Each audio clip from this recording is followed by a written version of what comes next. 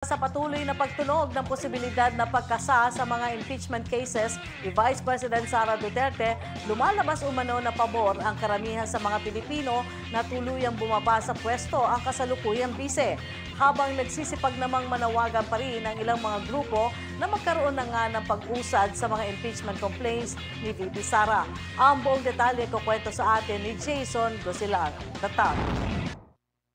Inilabas ng social weather stations mula sa isang commission survey na karamihan sa mga Pilipino ay pabor na ma-impeach si Vice President Sara Duterte. Lumalabas sa survey ng SWS na 41% ng mga Pilipino ang pumapabor na maligwak sa kanyang posisyon ang babaeng Duterte. 35% naman ang kontra-impeachment sa bise, samantalang 24% ang undecided sa topic. Ayon sa SWS, malakas ang panawagang impeach Sara sa Balance Luzon, kung saan karamihan sa respondents na pumabor ay mula rito. Hindi naman na ikinagulat na 56% ng respondents mula sa 35% na tutol sa impeachment ay mula sa Mindanao na baluarte ng mga Duterte.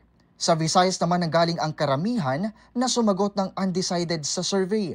Para naman sa mga pabor, nasa 46% ang naniniwalang sapat na basihan ang kontrobersyal na paggastos si VP Sara sa kanyang confidential fund upang tuluyang maalis ito sa pwesto. Samantala, nagsama-sama sa Batasang Pambansa sa Quezon City ang tatlong complainants ng impeachment cases ni Vice President Sara Duterte upang manawagan sa Kamara ng agarang aksyon sa pagproseso ng mga cases na ito. Ayon kay dating Bayan Muna Representative Teddy Casino, walang problema sa kanila kahit isang case lang ang maitawid sa House Justice Committee. Ang importante umano ay maiproseso ito sa loob ng mga ibinigay na session days hanggang February 7.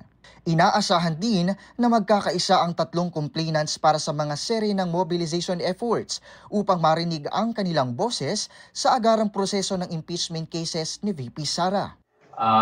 And then we will be launching a series of mobilizations, not only in support of the impeachment, but in support of issues of accountability, good governance, pati po itong problema natin sa ekonomiya, na ang demand ay harapin na ito ng Kongreso, ng gobyerno.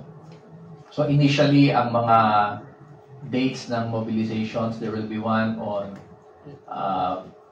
January 18, another on January 25, another on January 27 to be led by the youth, and then another on January 31.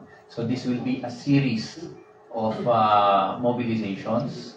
At iniisip po natin na ito ay mag-snowball, magpaabot ng malakas na mensahe sa mga miyembro ng Kongreso na action na ang impeachment complaint. At gusto ko namin before February 7 makarating na ito ng Senado para... Ibinalita rin ng mga grupo na nakakalap na sila ng 111 na signatories na sumusuporta sa kanilang laban. Aminado naman si ACT Teachers Representative Franz Castro na 6 pa lang mula sa Kamara ang nag-endorso ng complaints. Ngunit umaasa naman umano sila sa ugong-ugong na may kakasarin mula sa majority ng pang-ika-4 na impeachment complaint. Wala namang problema sa kanila ang pinaplanong kilos protesta ng Iglesia ni Cristo. Ngunit ang hiling nila, maging klaro sana ang motibo ng gagawin na umano'y peace rally. For peace, pero siyempre karapatan naman nila yun, mag-rally or magpahayag. Pero siyempre sa bahagi namin, ano ba yung panawagan ng grupo na ito? For accountability, no? For accountability, siyempre transparency, at saka mapanagot talaga si Vice President Sara Duterte doon sa ginawa niyang spent doon sa confidential funds at ma-trial na, no? Matuloy na talaga yung trial. Ako si Jason Gosilatar para sa Kwentong Politiko.